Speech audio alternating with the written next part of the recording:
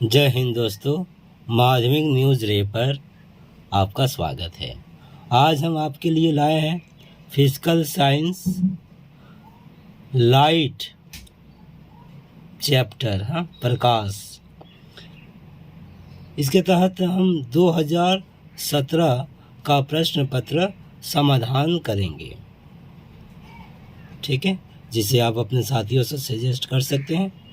तो अगले कुछ मिनटों में हम देखेंगे प्रश्न पत्र क्या है, उनका समाधान कैसे होगा।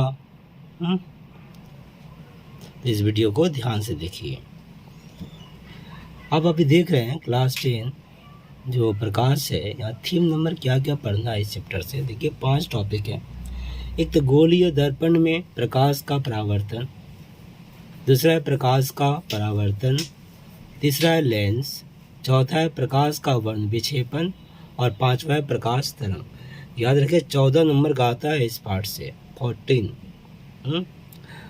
अगर हम पास का बात करें तो 10 इसको से 15 मिल जाए तो 25 पास हो जाते हैं। तो ये 14 नंबर का आता है इस पार्ट से।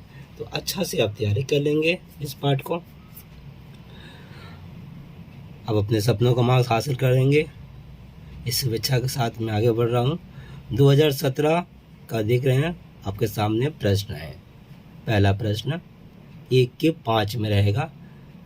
मैं आपको पहले बता दूं कितना कितना नंबर में रहता है प्रश्न, तो अच्छा रहेगा। देखिए लाइट पार्ट से, प्रकाश पार्ट से 1 के 5 में पूछा जाता है प्रश्न। 1 का 6 में, 2 यहाँ से हुआ 1 वाला, 2 का 6, 2 का 7 में रहेगा 2, 3 का 3, 3 का 4 में रहेगा, 4 का 4, 4 का 5, 14 मार्क्स का। अब ऐसा ना सोचें कि 4 के 5 में कभी देगा कभी नहीं देगा, ऐसा नहीं है। इस 2022 का बात नहीं कर रहा हूँ, इस बार सिलेबस छोटा हो गया था सो परिवर्तन है। लेकिन हर साल आपका भी 2023 में जो परीक्षा देने जा रहे हैं, ये इसको याद रखिए, इसी में पूछा जाएगा। यही क्वेश्चन नंबर है जिसमें पार्ट लाइट प्रकाश पार्ट से पूछा जाएगा, ठीक है। तो चलिए बनाते हैं, बनाना शुरू करते हैं। तो ये रहा 1 का 5। मैं थोड़ा सा क्वेश्चन पेपर आपको दिखा देता तो अच्छा रहता। ये 2017 का क्वेश्चन पेपर आप देख रहे हैं, मैं यहीं से उतारा हूँ। मैं एक बार उतार दिया हूँ, आप जल्दी खाली बना लेंगे। अब देखिए 1 का 5 मैं आपको दिखा रहा हूँ, यहाँ देख लेना ये प्रश्न, ठीक है, ये प्रश्न है। अब उत्तर तो अच्छा रहेगा, मैं यहीं से प्रश्न दिखा रहा हूँ। वैसे मैं लिख लिया हूँ, आप भी सब लिख कर रख लीजिएगा अच्छा से उतार कर, फिर आप टेस्ट देते रहिएगा। तो ये बहुत ही अच्छा बात है, ठीक है। तो चलिए हम समाधान करते हैं यहीं से।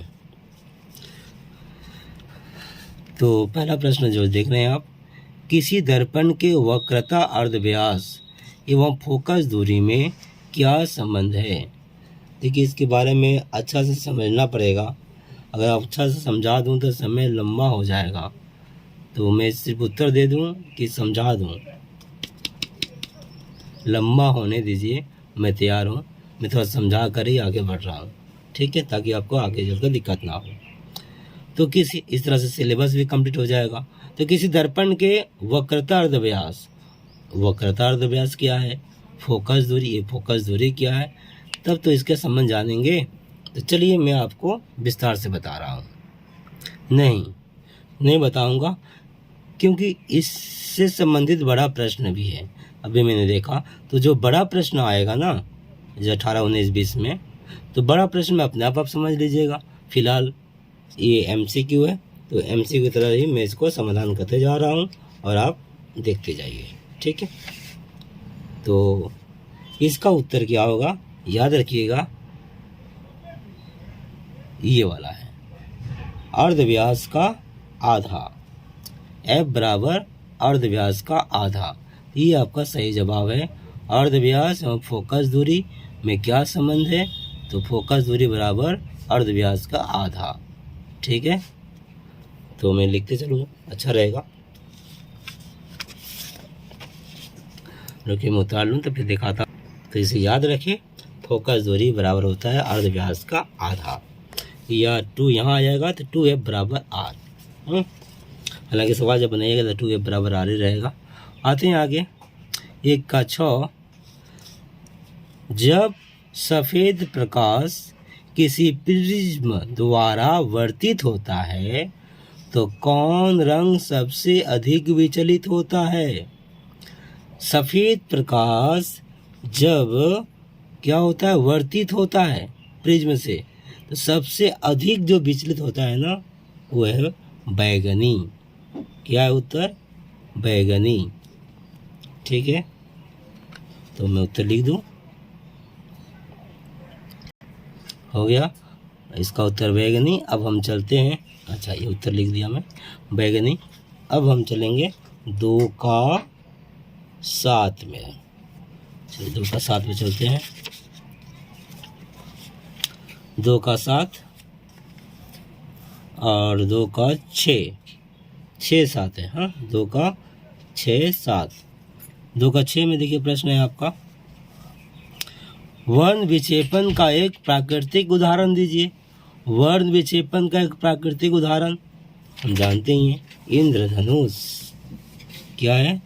2 का 6 इंद्रधनुष प्राकृतिक उदाहरण है, इंद्रधनुष।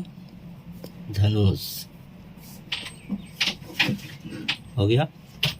अगला प्रश्न देखिए 2 का 7, किस प्रकार के लेंस द्वारा निकट दृष्टि दोष दूर किया जा सकता है?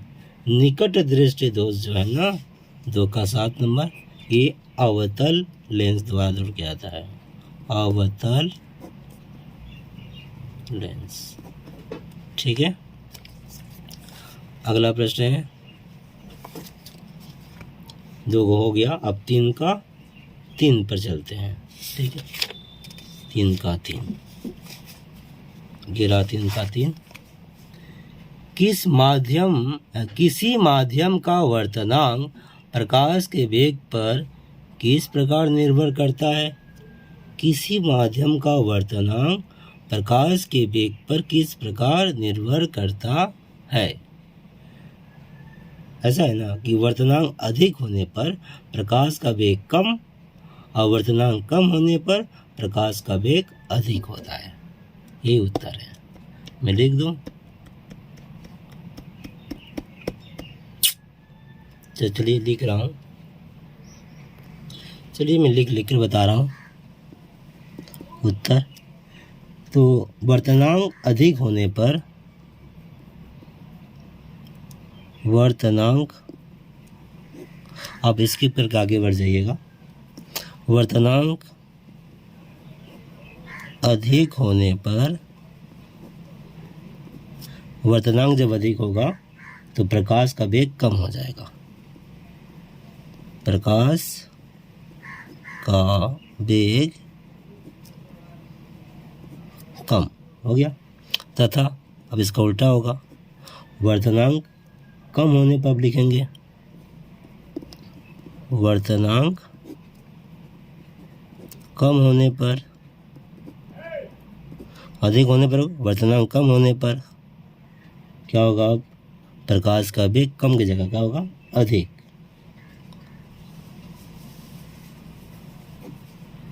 प्रकाश का वेग अधिक होता है। हो गया। अब हम आगे बढ़ते हैं।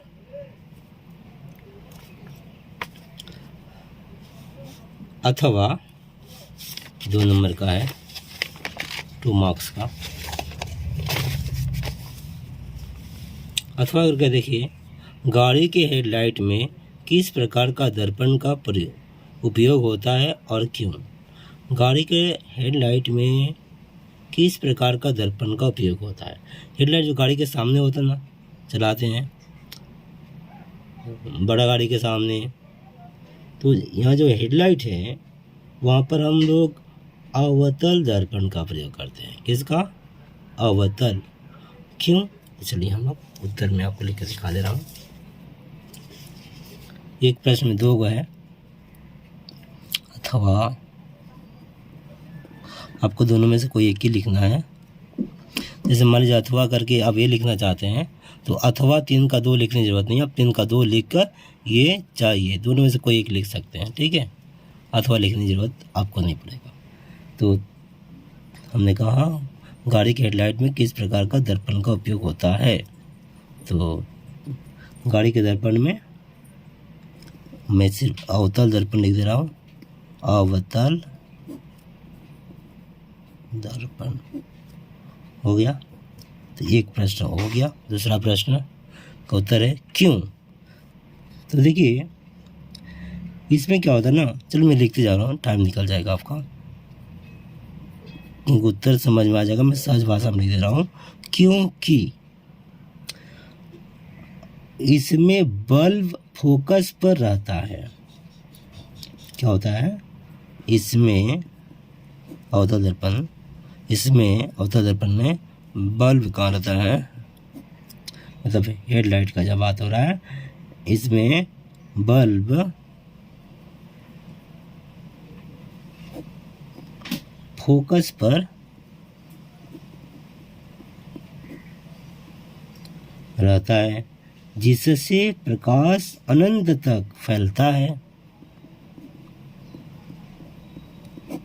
जिससे प्रकाश कभी नहीं होगा, अनंत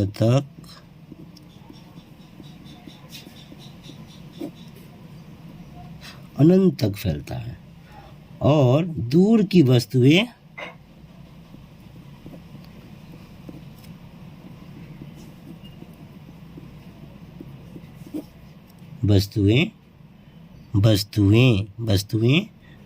आसानी से दिखाई पड़ जाती है,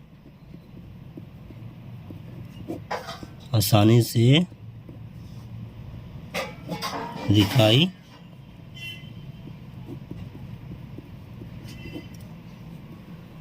पड़ जाती है। हो गया, दोनों का उत्तर पूरा हो गया। और अब चाहे तो मैं चित्र के माध्यम से आपको दिखा दे रहा हूँ गाड़ी की हेडलाइट। तो क्या करेंगे, पहले हम बॉक्स बनाते हैं पेंसिल से, इसी के अंदर चित्र बनेगा, ठीक है। ऐसे अब चाहे तो गाड़ी का हेडलाइट लिखना चाहे तो ऐसे करके, यहाँ कैप्शन बोला जाता है। हम यहाँ जो भी चित्र है उसके बारे में लिखते हैं, गाड़ी का हेडलाइट, इसे दिखा दिए। अब यहाँ पर जो है ना चित्र बताएंगे। तो ये हुआ M मिरर है दर्पण, M1, ठीक है। गौर से देखेंगे तो बल्ब है एक, देखिए यहाँ पर क्या है ना, बल्ब यहाँ पर है, तो यहाँ से भी जा रहा है बाहर प्रकाश, हो गया, और ऐसे भी जा रहा है। इसके बाद यहाँ से आप क्या करिएगा, ऐसे और ऐसे, ये सारा स्केल से बनाना है आपको, करके फिर ऐसे, या चाहे तो आप हाथ से भी दिखा सकते हैं, कोई बात नहीं, ये है, ठीक है। हो जाएगा आपका, इस तरह से चित्र बन गया। तो अगला प्रश्न हम बढ़ते हैं, फिर आप पूरा में दिखा दो, ये आपका उत्तर है, ठीक है। तो ये तो हो गया 3 का 3, अब 3 का 4 यहाँ पर आते हैं। 3 का 4, एक ताप दीप्त लैंप के अपेक्षा CFL लैंप प्रयोग करने के 2 लाभों का उल्लेख कीजिए। ताप दीप्त लैंप का प्रयोग न करके अगर CFL लैंप का प्रयोग करते हैं, बत्ती का प्रयोग करते हैं, तो 2 लाभ क्या होता है। चलिए मैं 2 लाभ बता दूं आपको।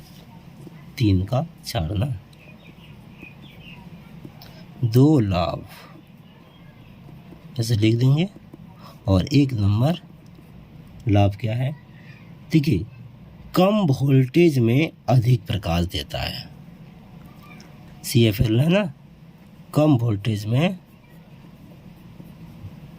इंग्लिश में लिख दे रहा हूँ, कम वोल्टेज में, ये वोल्ट है, एज में उम्र, कम वोल्टेज में अधिक प्रकाश देना, ये पहला लाभ हुआ। वोल्टेज कम है, प्रकाश ज़्यादा मिलता है। दूसरा लाभ क्या है आपका, जो सेल्फ लाइफ है ना लैम्प का अधिक होता है, CFL का सेल्फ लाइफ ज़्यादा होता है। तो CFL लैम्प का सेल्फ लाइफ बोल देंगे हम, इंग्लिश वर्ड ही प्रयोग करूँगा, मैंने टिकता ज़्यादा है, सेल्फ लाइफ अधिक होना। ये दो लाभ है, देख रहे हैं, साफ साफ समझ में आ गया सरल भाषा में। अब हम 4 का 4 में जाएंगे। 4 का 2 देख रहे हैं यहाँ पर, 4 का 4, 4 का 4 और 4 के 5 में प्रश्न, ये बड़ा प्रश्न है। 4 का 4 यहाँ देख रहे हैं आप। देखिए, प्रकाश के वर्तन से संबंधित 2 नियम लिखिए, दूसरे नियम का गणितीय रूप भी लिखिए। अब ये सब ध्यान से करेंगे और लिखते जाएंगे, अपने पास लिखा हुआ रहेगा। तो उसके बाद आप सिलेबस देखिएगा सिलेबस लगभग 80 से 90% हो जाएगा, क्योंकि आप बहुत देर से परीक्षा दे रहे हैं। देर से मतलब 16 का मॉडल पेपर आया, 16, 17, 18, 19, 20, 21 नहीं हुआ पर 22, तो बहुत सारा प्रश्न आ चुका है। इन सबका समाधान करेंगे, लगभग सिलेबस ख़त्म ही है, ठीक है। तो प्रकाश के वर्तन से संबंधित 2 नियम और दूसरे नियम का गणितीय रूप, ये 2 है। तो इसके पहले के लिए 2 नियम लिखे 2 नंबर और गणितीय रूप के लिए 1 नंबर, ठीक है, 2, 1, 3। चलिए मैं आपको दिखा रहा हूँ। तो पहला है कि प्रकाश के वर्तन से संबंधित 2 नियम, यहाँ पर जगह कम है, फिर भी मैं लिख दे रहा हूँ। 4 का 4। तो प्रश्न है, प्रकाश के वर्तन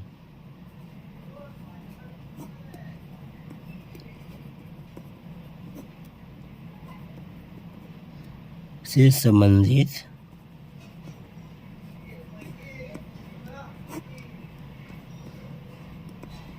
2 नियम, ऐसे हेडिंग कर दिए क्वेश्चन से। अब नियम नंबर 1, नियम नंबर 2, तो 1 नंबर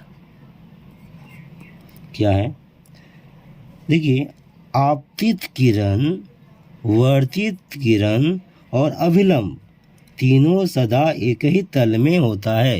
3 वर्ड याद रखिए, 1 आपतित किरण, 2 वर्तित किरण और तीसरा है अभिलंब।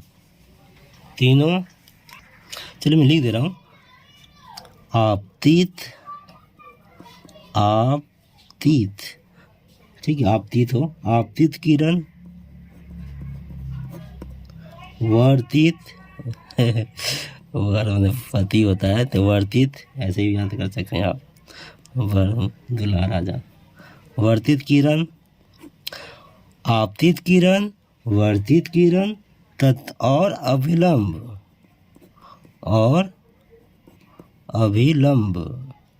हो गया। तीनों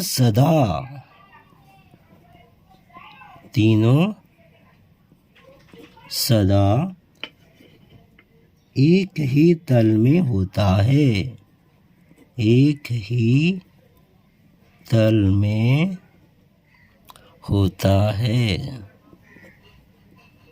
इसे हुआ आपका प्रकाश के वर्तन से संबंधित 2 नियम में से 1 नियम। अब दूसरा नियम मैं आपको बता दूं, एक पेज भर गया। दूसरा नियम जो है आपका वो ये होता है कि आपतन कोण का साइन, देखिए, आपतन कोण का साइन, मैं साइन ऐसे लिख दे रहा हूँ हिंदी में ही, आपतन कोण का साइन, ठीक है, आपतन कोण का साइन तथा वर्तन कोण का साइन, तथा वर्तन कोण का साइन,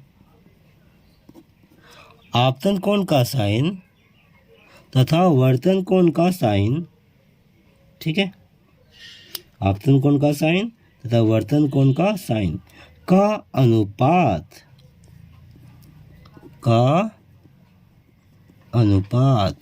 इन दोनों का अनुपात सदा स्थिर रहता है, सर्वदा, सदा, हमेशा स्थिर रहता है।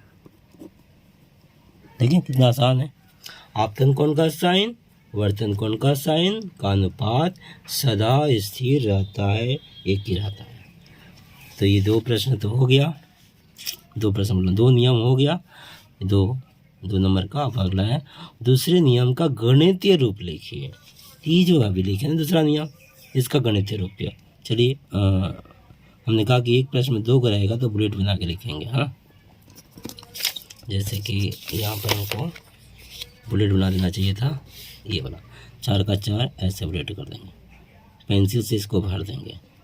एक में दो प्रश्न है ना, एक प्रश्न ये यहाँ से यहाँ तक हो गया, दूसरा प्रश्न चालू हो रहा है, इसको फिर बुलेट बनाकर अलग कर दिए, पेंसिल से या कलम से भर देंगे। तो आप देखिए क्या बोला भैया, ये दूसरे नियम का गणितीय रूप बोला है। इसका गणितीय रूप देखिए यहीं पर क्या बोला है, आपतन कोण का साइन वर्तन कोण का साइन का अनुपात बट्टा कर देंगे। का मान सदा स्थिर रहता है, तो स्थिर का म्यू चिन्ह होता है। देखिए मैं दिखा दे रहा हूँ, तो जो हेडिंग है दिख दे रहा हूँ पहले, कहीं इसका उत्तर बहुत छोटा है। दूसरे नियम का गणितीय रूप, हाँ हेडिंग पर क्वेश्चन में दूसरे, ये प्रश्न से लिख रहा हूँ मैं, दूसरे नियम का गणितीय हो गया। र में बड़ों की मात्रा ऐसे गोल करके ऐसे करेंगे गणितीय रूप, ठीक है। अब क्या हो रहा है गणितीय रूप देखिए, आपतन कोण का साइन, हाँ भैया आपतन कोण का साइन वर्तन कोण का साइन का अनुपात। तो आपतन कोण का साइन, साइन ऐसे सीन मैंने पाप होता है, SIN सीन मैंने पाप। तो वर्तन कोण का साइन, देखिए SINE को हमेशा ऐसे चिन्ह बोला जाता है वैसे, पर यहाँ पर ये चिन्ह है ना, इसको हम साइन बोलेंगे। आपतन कोण का साइन तो आई हुआ आपतन कोण, और वर्तन कोण का साइन R हो गया, बराबर क्या होगा, स्थिर होता है, सदा स्थिर। इसका चिन्ह देंगे ऐसे, यू करके ऐसे कर दीजिएगा, चिन्ह खींच के, ठीक है। इसको म्यू बोला जाता है, मैं म्यू लिख दे रहा हूँ उच्चारण के लिए, आपको म्यू लिखने की जरूरत नहीं है, ठीक है। म्यू भूलिएगा नहीं, साइन आई बटा साइन आर बराबर म्यू, दूसरे नियम का गणितीय रूप है ये। तो हो गया दोस्तों पूरा उत्तर। अब आगे बढ़ते हैं 4 के 5 पर। अवतल दर्पण के क्षेत्र में, अवतल दर्पण ठीक है, फोकस दूरी एवं वक्रता अर्धव्यास में संपर्क ज्ञात कीजिए। लीजिए इसमें 2 दिया है, चलिए कोई बात नहीं, तो हम लोग इसको करते पहले। अवतल दर्पण के क्षेत्र में फोकस दूरी एवं वक्रता अर्धव्यास में संपर्क, तो क्या संपर्क है, हम चाहे तो यहाँ से यहाँ तक संपर्क तक हेडिंग कर देंगे। अवतल दर्पण के क्षेत्र में फोकस दूरी एवं वक्रता अर्धव्यास में संपर्क लेकर, तो यहाँ पर हम चित्र के माध्यम से प्रूव करेंगे, इसलिए यहाँ से यहाँ तक उतार देंगे। मैं चाहते लिख दे रहा हूँ आपको, चलिए देखते जाइए, ऐसे भी तो बहुत बड़ा वीडियो हो गया है। 4 का 5 हेडिंग उतार देंगे वहीं से। अवतल दर्पण के क्षेत्र में, दर्पण के क्षेत्र में हो गया, फोकस दूरी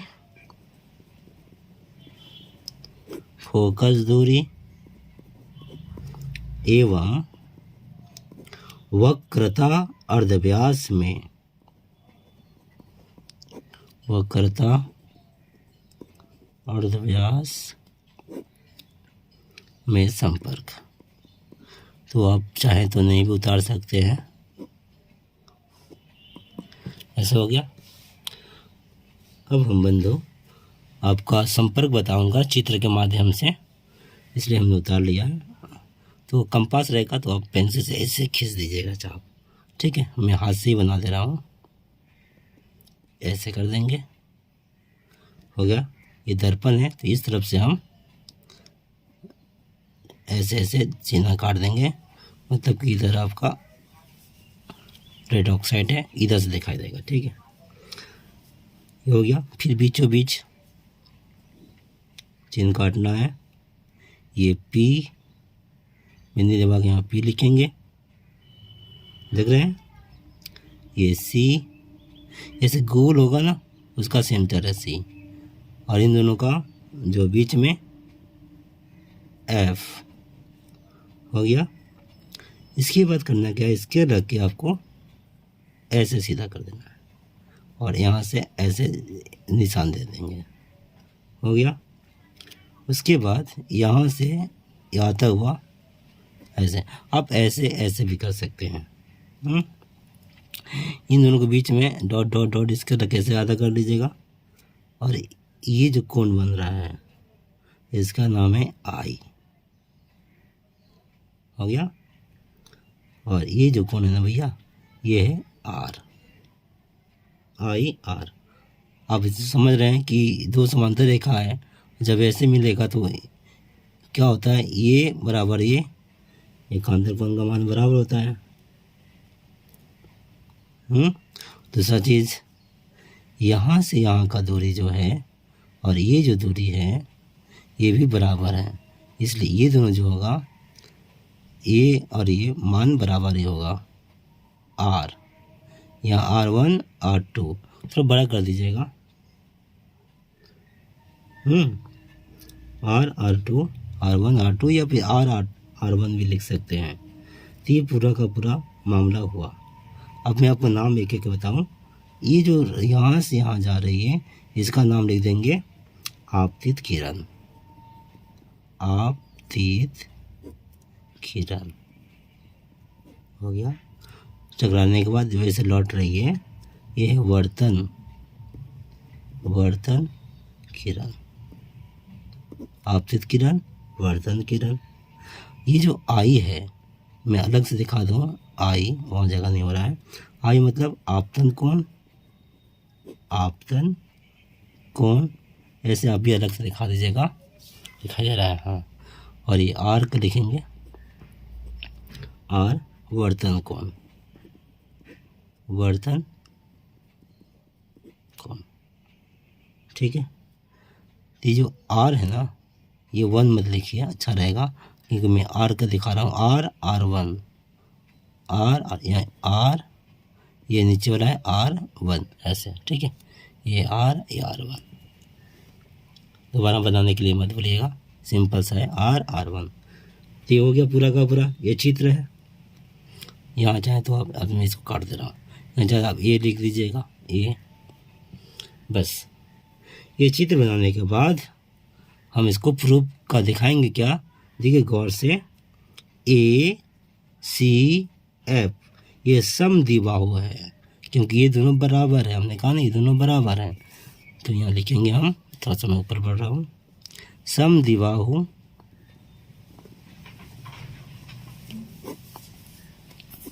समद्विबाहु त्रिभुज, क्या नाम है, CFA, ठीक है। में CFA में क्या क्या है देख देख के बैठाएंगे। देखिए FC बराबर FA, FC बराबर FA, ये कहाँ गया, FC बराबर FA, ये दोनों बराबर है। अच्छा अब आगे, FC बराबर FP, FC बराबर FP, यही जो है ना, ये उतरता उतरता यहाँ तक आया, ठीक है। FP, FC बराबर FP हो गया। इसलिए दो FC बराबर, मतलब यहाँ से यहाँ और यहाँ से यहाँ, यहाँ से यहाँ, यहाँ से दो हो गया ना, दो FC बराबर क्या होगा, यहाँ से यहाँ हो गया, यहाँ से यहाँ क्या बनेंगे, PC, दो FC बराबर PC। इसलिए FC को मान लेंगे F, तो 2F फोकस बराबर PC, PC यहाँ से यहाँ अर्धव्यास है, हमने कहा ये पूरा जाएगा, ये पूरा गोल होगा ना, तो ये बीच वाला है तो यहाँ सेंटर है, C1 सेंटर, तो अर्धव्यास हो जाएगा R, तो TF बराबर R हो गया। यही तो प्रूव करना था। अवतल दर्पण के क्षेत्र में फोकस दूरी वक्रता अर्धव्यास, फोकस दूरी F वक्रता अर्धव्यास R में संबंध क्या है, तो मैंने कोशिश की आपको दिखाने का। ठीक है, ये चित्र है, थोड़ा सा गौर करेंगे तो आपको आसानी से हो जाएगा। 3 नंबर का है मित्रों, हो गया। अब अथवा आते हैं, अथवा का देखिए, अथवा में ये है 4 का 5 हो रहा है, लास्ट क्वेश्चन है 4 का 5। देखिए यहाँ क्या बोला है, एक प्रकाश किरण प्रिज्म से होकर गुजरती है। ठीक है, दिखाइए कि विचलित कोण के मान, अब आप इसको क्या बोलेंगे, जो भी बोलिए, विचलित कोण है, ये विचलित कोण बोला जाता है इसको, बराबर I1 + I2 - A, जहाँ संकेत अपना प्रचलित अर्थ रखते हैं, इसी अर्थ में बोला जाता है विचलित कोण बराबर I1 + I2 - A। इसको आपको दिखाना है, तो आपको चित्र के माध्यम से ही दिखाना पड़ेगा। ठीक है, चलिए दिखाते। एक प्रकाश किरण प्रिज्म से होकर गुजरती है। प्रकाश किरण प्रिज्म से होकर जब गुजरती है तो क्या घटित होता है, उसमें इसको दिखाना है। 3 नंबर का मैं दिखा दे रहा हूँ, ये अथवा करके है ना, चलिए मैं अथवा लिख दे रहा हूँ, थोड़ा सा जगह हो जाएगा इसी में, तो मैं लिख दूंगा एक प्रकाश किरण प्रिज्म से होकर गुजरती है, फिर चित्र बनाऊंगा, अच्छा रहेगा। एक प्रकाश किरण, वैसे हकीकत में कोई एक किरण नहीं होता। ठीक है, ये पढ़ने के लिए है, एक किरण हमेशा पुंज में ग्रुप में ही होती है। ये प्रकाश किरण प्रिज्म से होकर गुजरती है।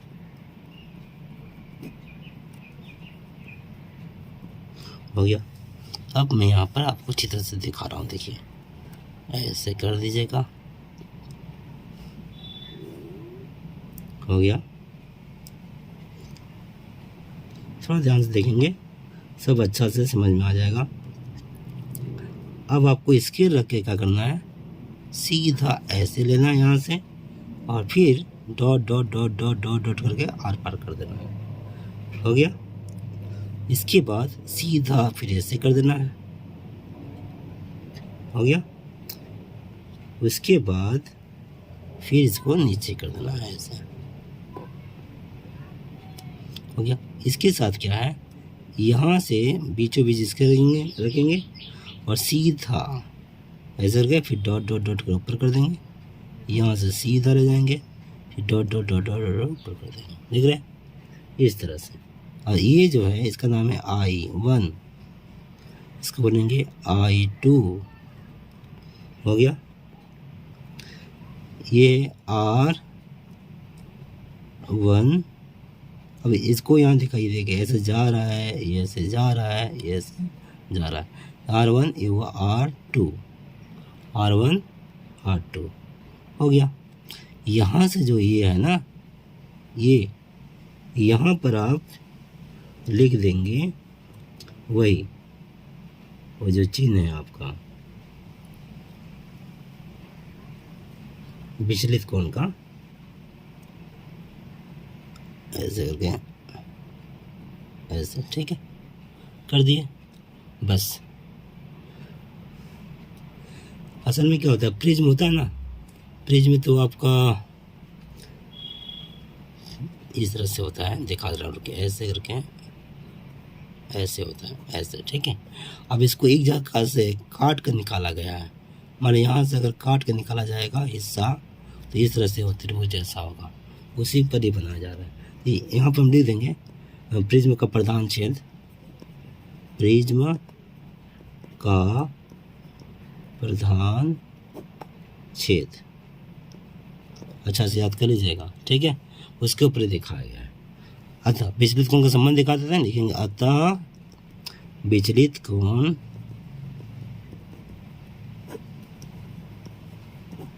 हो गया, साइन लिख दीजिए, रिजल्ट कैसे हो गया, क्या है, बराबर आई,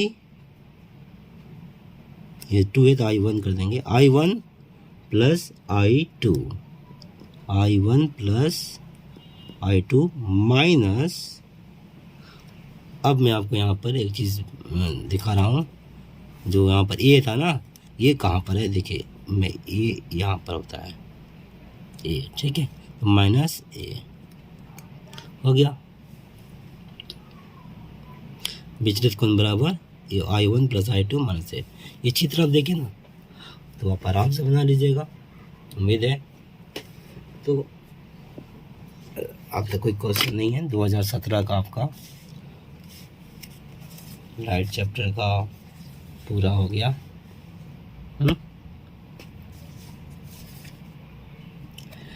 हम आशा करते हैं परीक्षा में सपनों का मार्क्स हासिल करने में ये वीडियो आपके काम आएगा।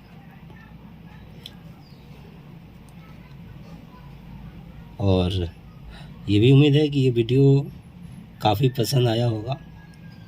अगर आपको ये वीडियो पसंद आया है तो लाइक करिएगा, भूलिएगा मत, और अपने फ्रेंड्स के साथ शेयर भी कर दीजिएगा, ठीक है, उनको भी पसंद आएगा ही। और अगर आपके क्या बोलते हैं मन में कोई कंफ्यूजन है ना समझने में, तो मुझे तो नहीं लग रहा होगा, है तो आप नीचे कमेंट करके पूछ सकते हैं, मैं बता दूंगा फिर, पर आप इसी को समझ लीजिएगा, ठीक है। उम्मीद है, धन्यवाद।